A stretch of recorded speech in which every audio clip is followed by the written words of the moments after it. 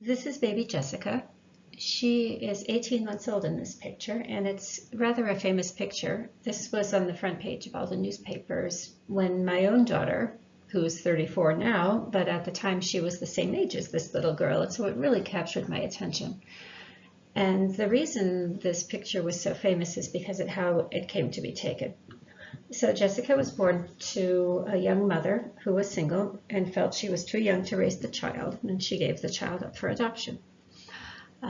She had been dating the father of the child, and shortly after she became pregnant, they had broken up, and she never did see him again. He never saw her when she was pregnant. They didn't encounter each other. She didn't tell him she was pregnant. She delivered the baby, gave the baby up for adoption, and baby Jessica was adopted by this family who loved her very much. They'd been wanting a child for many years and couldn't conceive, and they were just delighted to have her in their lives. And from everything that can be said, they were very good parents to baby Jessica. But in the meantime, the birth mother ran into the boyfriend that she had been dating when she became pregnant, who was the father of this child, and they got back together. And she told him that she had been pregnant and given birth to his child and given her up for adoption. And he decided that he had not given the child up. He hadn't known she had been born. And so he filed a claim saying that his parental rights, he hadn't had a chance to establish his parental rights. And so he filed a claim to get the child back. And eventually, after a long, drawn-out court case, the father won. And he and the mother of the baby, birth mother of the baby, got married. And this picture was taken as she was put into her car seat to be taken away permanently from the home of the only parents she had ever known and taken to a different home with people she had never knew. And so it felt really traumatic to me. I couldn't imagine my child at 18 months being taken out of my arms. It was beyond me, so that's probably why it stuck with me for so long. But this was a very real case. And the question that I ask you to think about is, what do you think? What was the outcome for baby Jessica? Did she turn out okay, or did this destroy her, or what do you think? And then why do you think so? So give this a moment and maybe even jot something down. And pause this because I'm going to talk about it just now. So when I've asked this question in class after describing this scenario, most students say they think she's struggled, that she would have been messed up by this. And in reality, from everything that I've read about this situation, this child did just fine. Did just fine. And so we're going to take a look at attachment theory to gain an understanding about why it is that such a really traumatic event, being kind of wrenched from her parents' arms in this kind of dramatic way, why she could turn out just fine. And the attachment style will help to give us some answers to that. We'll be studying the work of Dr. John Bowlby and Dr. Mary Ainsworth. She'll introduce the strange situation and attachment styles in children. We have a few definitions of attachment. Ainsworth describes it as a relatively long, enduring tie in which the partner is important as a unique individual and interchangeable with none other. Bowlby, the strong affectional ties that bind a person to an intimate companion. Mother love in infancy and childhood is as important for mental health as are vitamins and proteins for physical health, Bowlby said. And so we can see that attachment is a really enduring bond of affection generally between two individuals. Attachment forms through reciprocal processes, and one of these is often thought to be skin contact immediately after birth. And of course, skin contact is vitally important, but whether it needs to happen right after birth, like immediately when that baby is delivered, that it's placed on its mother's chest, which is typical, well, parents who have not had that opportunity for whatever reason certainly have been able to form strong attachments with their infants. So yes, touch is beneficial. Right after birth, yes, definitely beneficial, but we can still form attachments even if not. So generally, these attachments are formed through reciprocal processes in infancy, like smiling behavior and these patterns of responsiveness that you see between parents and infants, like the mutual cooing, or the baby makes a sound and the mother responds, or the baby pulls toward the mother or away from the mother, or makes some indication and the mother accepts and receives the communication. We know that these attachment styles are not unique to humans. In fact, we see them in strong evidence in other species. One example is imprinting ducks and some other birds attached to a moving object during a critical developmental period. So shortly after hatching, whatever is the first thing they see that's moving, they follow it. And you can see that the baby ducklings following the mother duck, and Lorenz caused the ducks to imprint on him. And of course, you can see they're following him just as they would the mother. And of course, and in this case with ducks, it's irreversible. It's not going to switch or cease. There's survival value to it. Perhaps this is similar to humans. So another example in the animal world of the importance of attachment comes from Harlow's work in Contact Comfort. And the work always disturbs me. And so I do have a video for you, and I'll leave it to you to be optional to watch.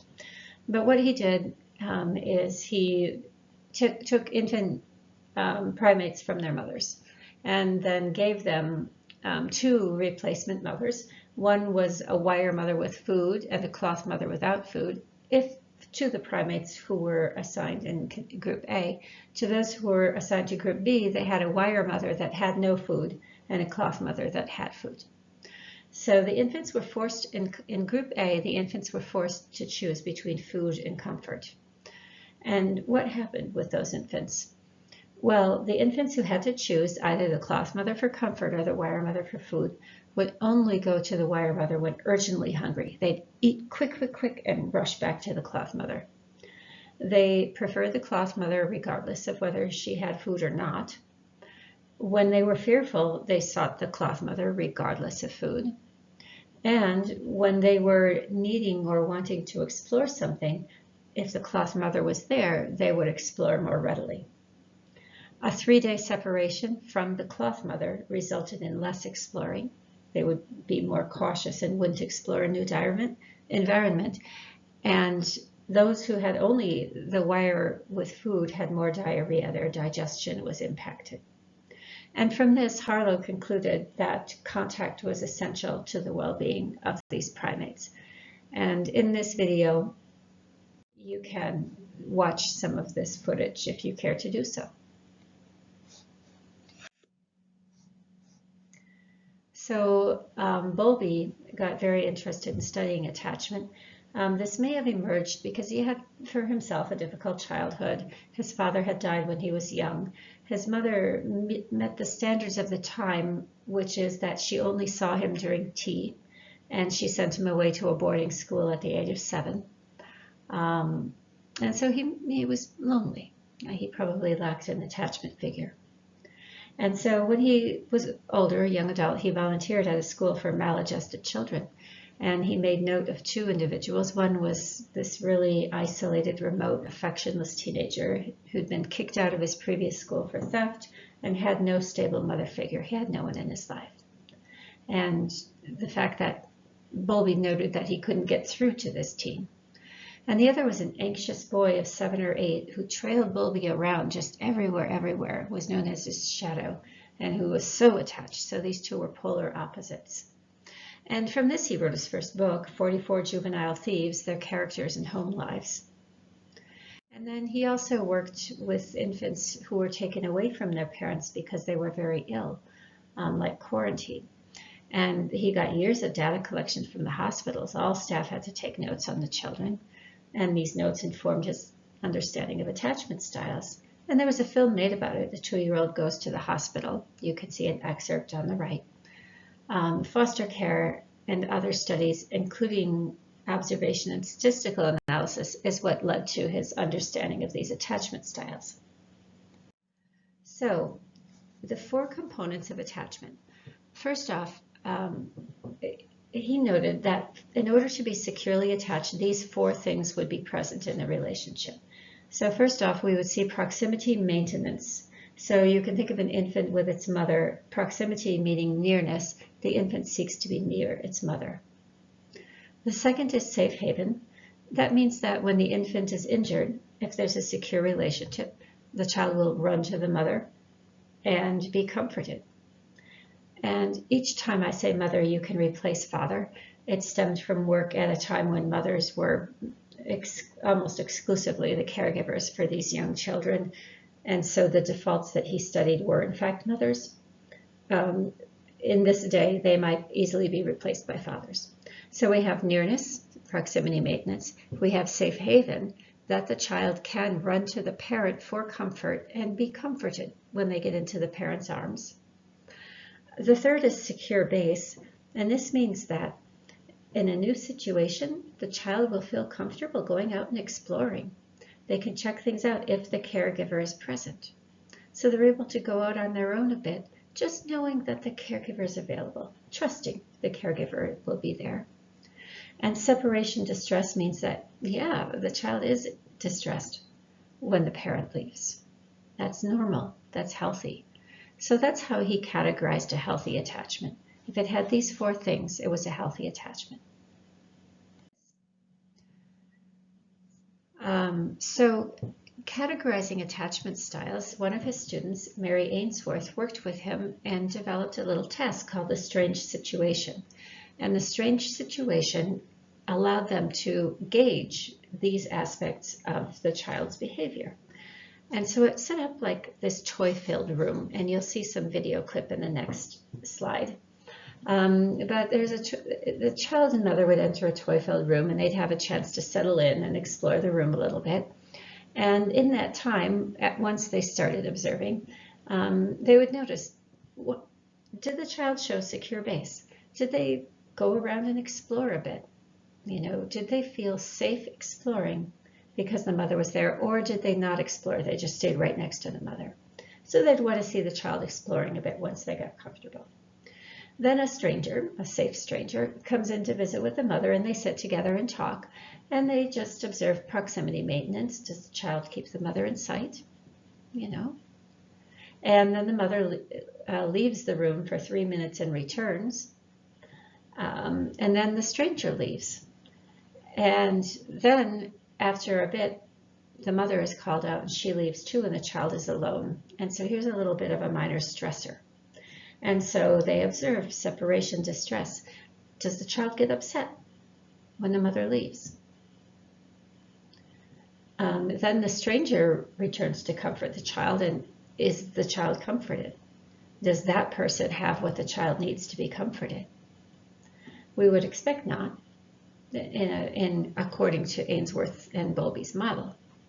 Then the mother returns, and we observe safe haven. Is the child comforted in the mother's arms? And we expect to see that, yes, the child calms down and maybe even goes back to exploring. So this is just a little bit of what they're looking for in one different way.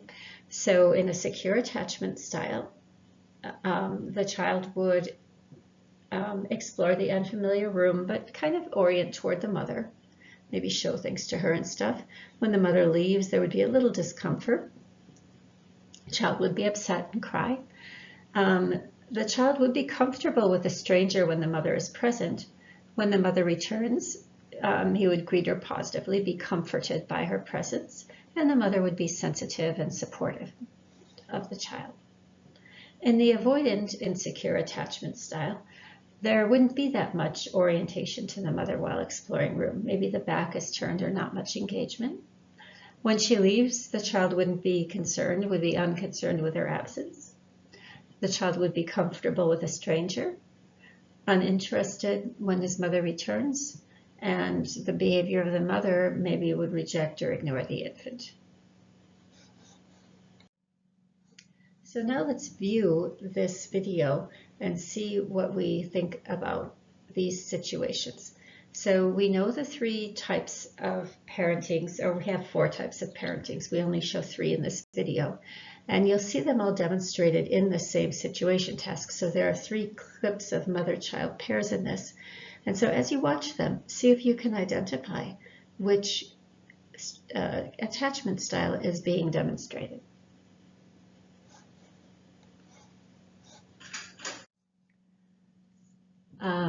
So we do find some data for this. So in the US, 65% of infants are securely attached in this strange situation text. In general, then, these children are explorative happy. The parents' responses are quick, sensitive, and consistent. And in general, the child learns that his or her needs will be met. He trusts. Avoidant attachment style characterizes about 20% of people in the US, children in the US, excuse me. And they tend to be cautious, reserved, emotionally distant. The parents also tend to be distant, disengaged, perhaps a little insensitive. And subconsciously, the child expects that his or her needs won't be met. So there's not really an expectation that the needs are going to be met. So a consistent lack of trust. In the ambivalent or resistant attachment style, characterizes about 10 to 15% of all children.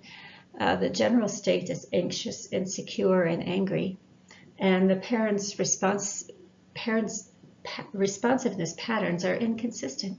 Sometimes they're sensitive and responsive to the child, and sometimes they're really failing to respond almost to the point of neglect. So the child doesn't know which way it's going to go. And so their trust in the last column becomes uncertain. Either their needs are warmly met or callously dismissed. And the disorganized attachment style categorizes about 10 to 15% of US infants. And this child, their general state would be depressed, angry, perhaps completely passive or non-responsive, so really disengaged. The parent's responsiveness is likely to be extreme or erratic, like frightening or frightened, passive, maybe so passive that they're non-existent, or else intrusive, really in the baby's face. But in any case, it's not responsive to what the child needs, and it's upsetting to the child. So the child's this child would be severely confused. They would have no strategy to have his or her needs met because they don't have any sense of this comfort at all. These attachment styles play out a little bit further. So these attachment styles can be somewhat stable throughout childhood and later, and you can see how these might play out. So a child who's securely attached in school might trust others, trust the teacher, might be untroubled by inner turmoil. Their mind is at peace so they can focus on learning. They can speak or voice their needs appropriately. They're attuned to others' emotions. They're steady. They're not oversensitive or easily triggered. Can't make them angry. They don't have a short fuse.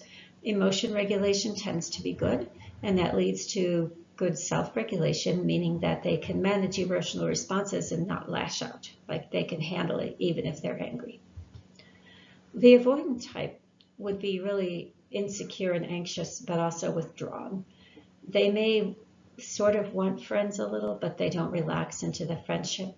They don't trust people easily. They may be wary and standoffish from the teacher and classmates. They might build walls easily, kind of put reserves, a shell of reserve around the self, not letting others in. And if there's any kind of rejection, they might really close into themselves. They wouldn't be like super lighthearted or laughing easily. Emotion can trigger a fight or flight response, and very often it ends up being flight with people in the children in the avoidant attachment style. And you might see this child preferring solitary work, reading, or keeping to the self at recess. The ambivalent attachment style is also insecure and anxious. In school, you might see them as unfocused, asking many questions. Friendships for this child might be more important than schoolwork, and so they might cling to friends. like kind of hold on to them too tight in a way that is off-putting to the friends sometimes. And they'd be vigilant to any shift in these dynamics and maybe proactively addressing this. They may be taken advantage of. Their needs for friendship may be so great that others may ask for favors or material things, kind of taking advantage of that need. Their trigger response, instead of fight or flight, would be fawn or flight, meaning that if their fear reaction is triggered, like they might feel like they're going to be rejected, they might try first placating the person who's angry, giving gifts or complimenting them, and then otherwise leading to flight. And once again, schoolwork is secondary to friendship. Like the need for this social need is so strong that the other stuff is peripheral. So if there's a group project, the social experience, it surpasses in importance the group work experience. And finally, this disorganized style, coming from almost a neglectful or an abusive home, is insecure and anxious again, but maybe volatile, short-tempered, quick to take offense and react with anger or hostility. May want friendships, but quickly turns on a friend that's, imagined affronts. They may have an oppositional attitude toward most teachers, but warm feelings to one or two. And they might behave a little better for those teachers. And you might see these children as having a really tough outer shell, but underneath it, sometimes that vulnerability can emerge. And they both want and fear friendships. A last attachment style is disinhibited. And you can see these images. These images are taken in Romania, where an absolute prevention of all kinds of birth control or any access to anything that would limit the number of births caused a lot of children to be born to parents who are very, very poor and couldn't care for them. And that resulted in many of these children out of the parents' inability to provide. They left their children at orphanages, and the orphanages were ill-equipped. They had enough food and resources, but they did not have enough staff. And so the infants were warehoused, as you can see, in cribs, one after the other, in very shoddy, poor conditions.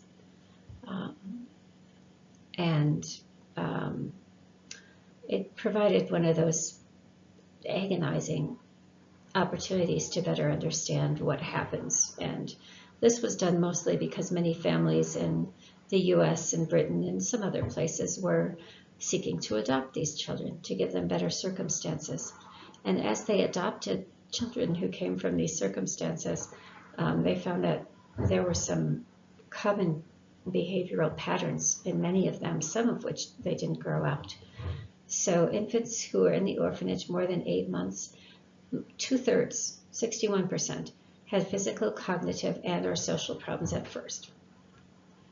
But 8% were still delayed in 3 to 4 areas 6 months after adoption. So of all those kids, some of them were resilient and they kind of got back. But, almost 10% of them didn't develop these long-term difficulties, and their food needs were provided. So this is something about the lack of affection, the lack of touch. And the longer they were deprived of it, the greater their long-term difficulties. And so through this, they discovered one more attachment style 5, the disinhibited attachment style. And for these children, it's like they couldn't pick out their new adoptive parent from all of the other people around. They couldn't discriminate any sort of preferred attachment figure. So that would mean that they'd be willing to go off with relative strangers. Like they'd have to be watched because they would as easily go with a stranger as with their new parent. And they wouldn't have safe haven. They wouldn't go to that parent when they were hurt to receive comfort. They didn't develop that. They continued to have poor emotion regulation, difficulty monitoring and keeping themselves calm. If they went exploring, they didn't do what most kids do, which is just check in or seek proximity with that attachment figure. And with unfamiliar adults, they wouldn't have any reticence, like they would treat them as if they were a very close person, even if they'd never met them before. So this was the last attachment style developed by, understood through these difficult situations with the Romanian children.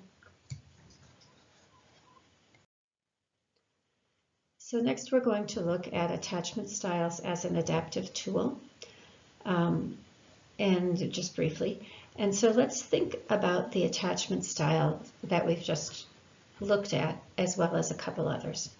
So all infants have to survive in the world they live in.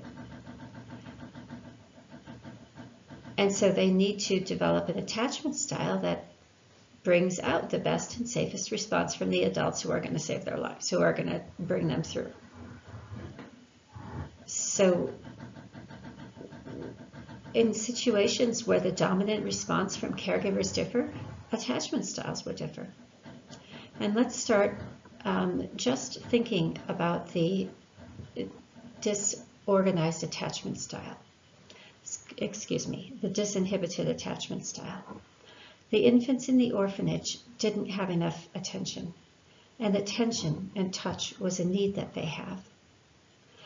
And if the caregivers in the orphanage were constantly changing, it makes sense. It's adaptive to give just as much affection to one as to another, because they're always changing. There is no single caregiver. And so in that case, this attachment style developed because it was adaptive.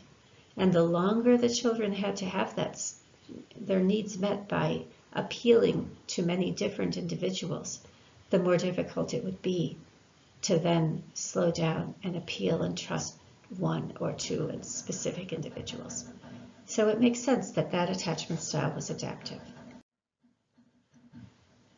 In Germany, the proportions of secure and avoidant attachment styles are almost reversed, meaning that 60% of infants there demonstrate the avoidant attachment style. And so why is that? Well, we can think of how infants are taught to be independent. They're told don't cry, and they're not given much touch. And so if every time the infant cries, the responsiveness of the parent is sort of to ignore them or to not give them attention, eventually that child would learn not to cry. That does not get their needs met. And however, what they likely learn is that their needs can't be met. Their needs will never be met. And so the emotion, the fear that prompted them to cry in the first place lingers. It's not comforted. It's not controlled. And so in this case, they learn that the best way to get the attention they need is by not crying, is by not seeking out, by not reaching out. And so in this case, it's adaptive for them to close off in that way. Secure would be maladaptive. It would be maladaptive to depend on just one person and to seek their proximity and so forth, because that's not what the infant is going to get in their life. So in that condition, secure would be maladaptive. Here's another example. The BEM infants in Africa, there's a book about them, a case ethnography. And they find that infants in this culture are often carried, like carrying the infant around most of their life. That's what's happening. But it's not always by the mother. It's often by many caregivers, even the children, because the mother has to go off and work in the fields. And so once again, secure, this one-to-one attachment, I need to be near mom at all times, it would be maladaptive. The child better learn to attach to many different people, because women can't do all the needed work if their infant needs to be right with them at all times. So just a way to think about attachment style as being whatever allows an individual to live in the environment into which they're born. We'll segue now into adult attachment styles. A quote from a book, Attached, The New Science of Adult Attachment and How It Can Help You Find and Keep Love, says, the emotions, thought patterns, and behaviors automatically triggered in children in attachment situations appear similarly in adults. The difference is that adults are capable of a higher level of abstraction, so our need for the other person's continuous physical presence can at times be temporarily replaced by the knowledge that they are available to us psychologically. So this is a very important model then. This is like Bowlby's, the crux, the body of a lot of his work. So we're going to start out here by just asking, imagining an infant who's upset, distressed about something, has a need. And the question that is not asked, of course, because the infant doesn't have the words for it, but the question that's de facto being asked is the caregiver near, attentive, and responsive? And if the answer is yes, then the child will experience security, love, and confidence. They might be playful, they'll be able to go explore, they'll relax, they'll smile, they won't be inhibited, they'll be more sociable and exploration-oriented. And if this happens again and again and again, the individual baby has a little bit of a stress, a worry, and the question, is the caregiver near, is implied de facto. And yeah, most all the time the answer is yes, the caregiver is there. Then this child will develop, in fact, a secure attachment style. That those repeated experiences of having one's needs met by a loving caregiver, that's the formation of the secure attachment style. But let's imagine that the infant has the need, and the question, the de facto question is asked, is the caregiver near and responsive? And the answer is no. Well, then we have like an alarm. There's a separation threat. This infant needs the parent to survive, and the parent doesn't seem to be there to respond to the child's needs. So this child then will have the experience of distress and insecurity. They'll become anxious. And so the next question, well, can I find the parent? Can I get to the parent? And if the answer there is yes, well, the child may feel in the moment comforted, but we might get attachment behaviors emerging, such as visual monitoring of and protesting against separation by caregiver, clinging and searching. This infant would learn that, well, mom is not going to be there. I better keep an eye on her because she might not be there. So instead of going to explore and play, this child has to be really tense and keep an eye on mom to make sure she doesn't bolt off again, so to speak. And in the case, and let's say we've gone through this trajectory, the caregiver isn't present, is proximity seeking an option, and the answer is no. Then we would have avoidance, a hopeless situation, detachment, indifference, amnesia. The child might try to forget that it has a need. And eventually this would lead into passive avoidant behavior with inhibited emotional expression, inhibited attachment behaviors, rejection of the caregiver upon return. And this pattern plays out in adult romantic relationships as the dismissive style. So this model is all about not one-time events, it's about repeated events. So if this is a pattern, the caregiver isn't near, but I can find them, then we might get this preoccupied style. If this happens once, this isn't going to create a style. We're looking at preoccupied patterns of behavior to create an attachment style. And avoidance, the same thing. If we have these repeated situations of the parents being non-responsive to the child's expression of a need, that's when we get that closing in or that withdrawal. The reason that these models can play out in adulthood is because of the development of our limbic system and our rational brain. So our limbic system is part of our primitive brain. It's a lower region of brain that we share with many species of animals. And it's quick, it's like lightning. It's our emotional reactions, and we often feel an emotion before we have any time to process it rationally. And so what we find is that, imagine that the infant has a need that's not met, which could be a life-threatening situation.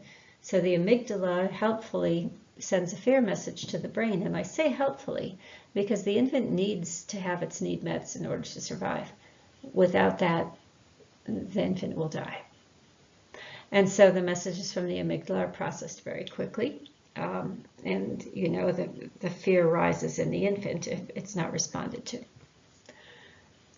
Now, if such a fear arose in an adult, the prefrontal cortex, our PFC, this frontal region of our brain, our rational brain, overrides or corrects unwarranted emotion. Like we tell ourselves, it's all right, she's got that long day at work today. Now, these are slower than the amygdala, so a person in this situation would experience that emotion first and then the response to it. In infants, however, the PFC is not well developed at all. This infant does not have the capacity to make a cognitive correction and explain to itself that mom is just on the phone and she'll be here shortly. No. And so emotion becomes the driving force for all of the pathways connected to attachment, which is why they're so pervasive, which is why we might see these like patterns repeat themselves and repeat themselves. So, you know, we fall in love and then we have the same patterns of anxiety. And that's the reason these are emotionally formed pathways, which are stronger than cognitively formed pathways. So the same emotional responses may crop up at small potential threats in adult relationships, triggering the same reactive pattern unless the individual works with awareness and becoming conscious of these emotional patterns.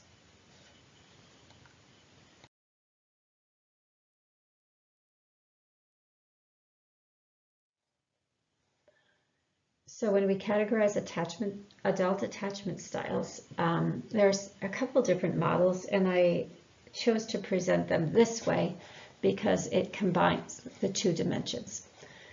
Excuse me. One dimension is like your model of self. How do you view yourself, and how do you view the other?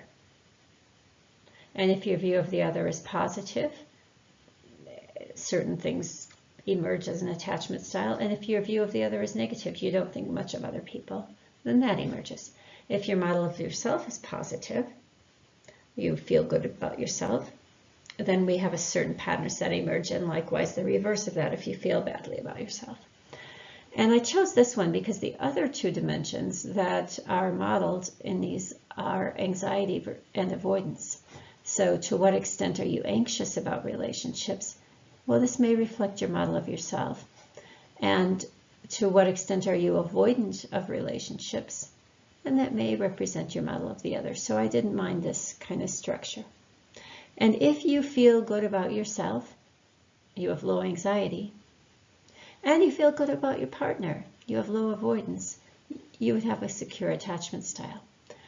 Or you would have high self-worth, a belief that others are responsive, comfortable with autonomy, and in forming close relationships with others. However, if your model of yourself is negative and your anxiety is high, and your model of your partner is positive and your avoidance is low, you might have this preoccupied style. Your sense of worth would be dependent on gaining the approval and acceptance of others.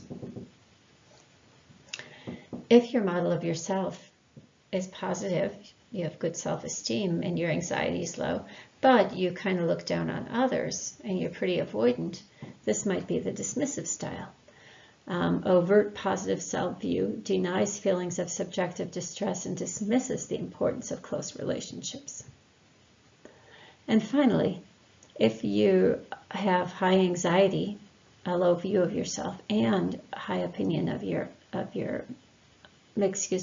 high avoidance and a negative opinion of another, this might be the fearful avoidance style, which is a negative self-view, lack of trust in others, subsequent apprehension about close relationships, and high levels of distress.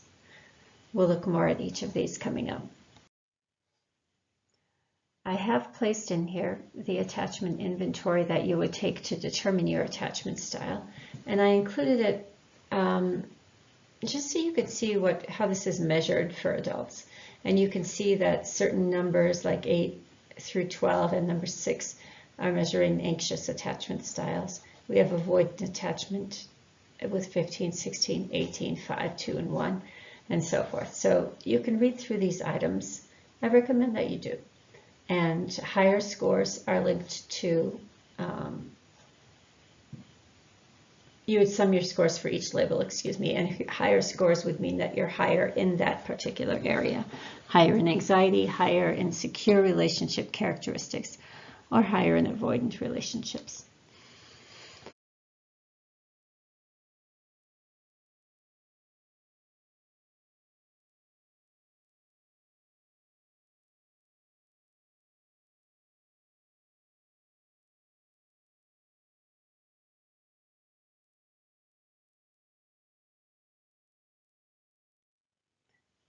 And finally, this fearful avoidant attachment style. These people have mixed feelings about close relationships, like they want them and they still feel like, well, I don't want them, I want to keep my space. And if someone were to accept them and take them as a relationship, then they would start to look down on that person a little bit. It's like, I would never join a club that would have me as a member. Like that low self-esteem plays out in rejecting the person who accepts them. They desire emotionally close relationships, but then they're uncomfortable with it. They have negative views of themselves and their partners. They view themselves as unworthy of partner responses, and they don't trust partner attentions, and they often suppress and hide their feelings. So maybe you see yourself in one of these, and if so, I think it's good to observe ourselves in these relationship dynamics, because it might be helpful for our partner to know, and maybe we can, as we're aware of some of our behaviors and responses, and as that pattern begins to repeat itself, maybe we can interfere with that pattern so it doesn't go on and on. Think about this a little bit. First off, how do attachment styles play out? So in romantic relationships, there are similarities in attachment styles in childhood and adulthood. So what you'll see in infancy, how does the child respond to the mother, is similar to what you'll see in school. How does the child respond to their same-sex friends? And that's similar to what you'll see in adulthood. How does the child respond to romantic partners? If there was a warm, supportive parent-child behavior, then there is likely to be warm, supportive, romantic behavior. In work habits, securely attached individuals have high achievement motivation. They have good goals and they're not afraid of failure. Preoccupied, which is the resistant, maybe similar to the resistant or ambivalent style in childhood, want approval in the workplace. They want to be valued, and that means a lot to them. And so it might be more difficult for them to just work independently, because the approval, the social dimension, you'll recall, is very important. The dismissing, which is the avoidant in childhood, might be likely to bury themselves in work and not socialize much at all. So these play out in the workplace. And parenting habits, well, there are intergenerational similarities. So you are likely to parent like your parents did. And that in turn will facilitate similar attachment styles from parent to child. And we can help from young ages. For example, difficult infants can be hard for parents. It can be really frustrating and the parents will be really tired. But if parents are trained with difficult infants and learn, this is just the child, this isn't you, that's a starting point to help. And with that training and support, parents can become more responsive to infants. Infants will then be more able to soothe themselves and less cranky. And the children will be more securely attached at age 3 than if this training hadn't happened. And these skills can be transferred to peer situations. Neglected or abused children can be taught the skills they lack deliberately. Like when someone says hello to you, you can say hello. The therapist would display these skills and teach them directly, and they would role play. And this too would lead not only to skill improvement, but increased peer ratings. And I might add that we know that these peer evaluations of individuals are in fact important, because individuals who are rejected, as we know, will have an increased likelihood toward hostility and acting outward against others. And I've just added here a question at the end that might ask you to evaluate some attachment styles.